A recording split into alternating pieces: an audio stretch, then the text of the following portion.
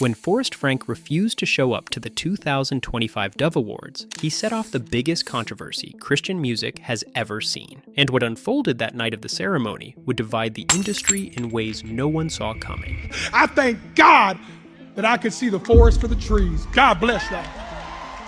On Tuesday, October 7th, 2025, the 56th annual GMA Dove Awards took place at the Bridgestone Arena in Nashville, Tennessee. The room was packed with Christian music's biggest names, and one of the night's most nominated artists was nowhere to be seen. Forrest Frank, who had earned 7 nominations including Artist of the Year, had made it clear he wouldn't be stepping foot in the building. The ceremony was hosted by Torrin Wells, a 3-time Dove Awards host, accomplished worship artist, pastor, and 8-time Dove Award recipient himself. Wells had an impossible task ahead of him. He needed to honor the Gospel Music Association's mission to celebrate the community, while simultaneously addressing the massive elephant in the room. Wells opened the show with a monologue that would become one of the most talked about moments of the night. Really only one reason that we're here tonight. So don't get it flipped. There's really one common denominator between all of us, and that's that without Jesus, we recognize we have nothing.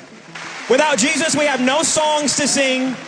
Without Jesus, we have no stories to tell. We have no scripts to write. We have no books. We have no platforms. We have no Instagram followers. We have no subscribers. We have nothing to celebrate if it had not been for the Lord who is on your side.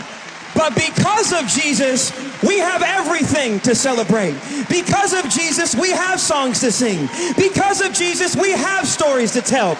Because of Jesus, we have platforms to declare the greatness of our God. And it's not about us. It's not about our songs or our creativity. It's about Jesus' songs, and it's about Jesus' story. Because the Dove Awards is not like the Grammys. No shade on the Grammys. And it's not like the BET Awards. No shame on the BET Awards. No shade whatsoever. But this show has the opportunity to do what no other show on earth can.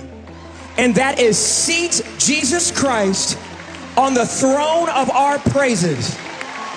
That opening monologue was masterfully crafted. Wells didn't defend the Dove Awards by attacking Forrest Frank. He didn't dismiss the concerns Frank had raised. Instead, he redirected the conversation. Rather than defending the structure of the awards show, he focused on the condition of individual hearts. The implication was clear. The ceremony itself isn't the problem. The problem is when artists show up with the wrong motives, with greed instead of hunger, and with vain ambition instead of godly ambition. By framing it this way, Wells protected the Gospel Music Association while also acknowledging the spiritual seriousness of what Frank was saying. He validated the pursuit of purity that Frank was after, while arguing that you could maintain that purity and still participate in the ceremony as long as your heart was right. But that wasn't all. Throughout the night, Frank's absence cast a shadow over the entire event, and then came the moment that made headlines beyond just Christian music circles.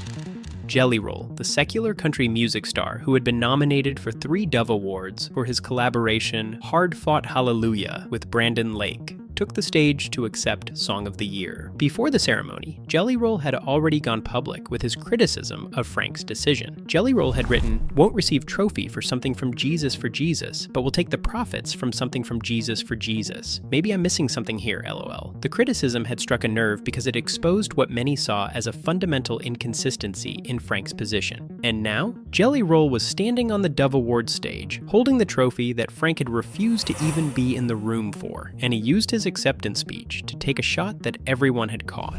I thank you for the Dove Award. I think this thing is great. I think it gives alternative programming for kids at home watching this. My son's watching this. I think this is awesome. He gets to watch an award show like this. I thank God that I could see the forest for the trees. God bless y'all.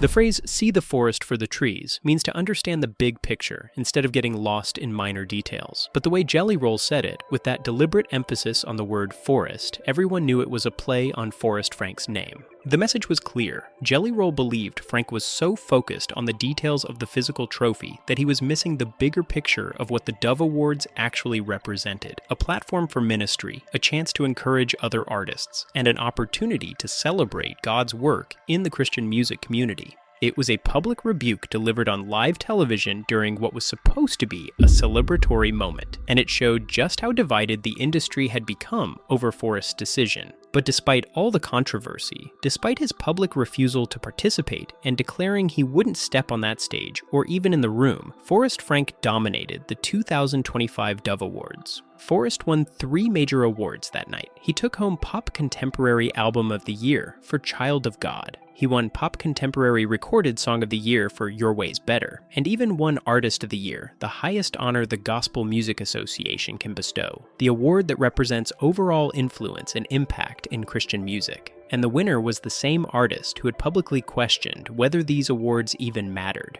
Forrest had achieved what most artists spend their entire careers chasing, and he'd done it while actively rejecting the pursuit. His absence created a conversation about what success means when you're not seeking the traditional markers of it. The reactions from other artists revealed just how significant this moment was. Gospel legend CeCe Winans, who was herself a nominee that night, publicly supported Forrest's decision. She told him to stay true to his convictions. The endorsement from someone of Winans' stature and legacy lent serious credibility to Forrest's stance. But the division remained clear. For every artist who supported Forrest's decision, there was another questioning the relationship between rejecting recognition and accepting commercial success. What made the 2025 Dove Awards historically significant wasn't just that Forrest won while absent, it was that his absence put a spotlight on questions the industry had been avoiding. Forrest was careful to position his stance as personal, not judgmental. He explained his decision without condemning other artists who chose to attend. He owned his path and lived it out. This approach allowed the Christian music community to engage in difficult theological conversations without completely fracturing relationships between artists.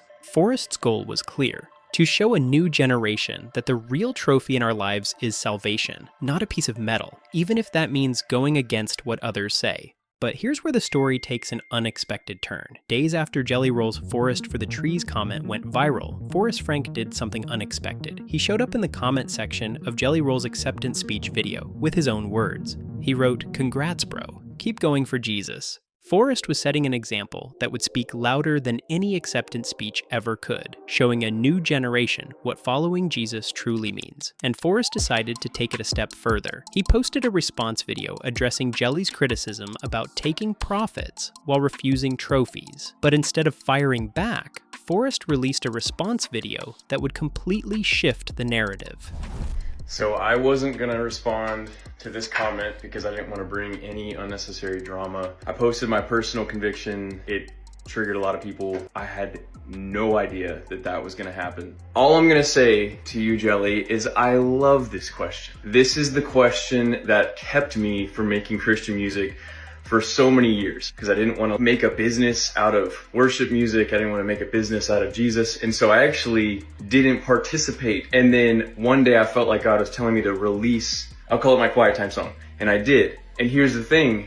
Legally, it was self-produced and self-written. So legally, that money comes to me. What I do with that money after it legally comes to me, I'm never going to tell anybody. Because your left hand isn't supposed to know from your right hand. I might give 90% of my money away. I might give 10% of my money away, somewhere in between, but y'all are never gonna know that because that's my relationship with Jesus. But I love this conversation and I'm willing to be refined in any area. Anyways, I'm just stoked by this comment. This is something that I would love to figure out. And in the meantime, I'm a safe place for you, bro. Whether that's on the phone or on here on social media, I'm for you, bro. God is for you. He has a plan for your life. Forrest explained that he wrestled with the business side of Christian music for years before feeling convicted to release his songs. And while he keeps his giving private, he made it clear that what he does with those profits is between him and Jesus. But the most powerful moment came when Forrest revealed what happened behind the scenes. The two artists had gotten on the phone and worked it out. Forrest's caption said it all: "We serve a God of unity and forgiveness. His name is Jesus. Jelly Roll and I hopped on the phone recently,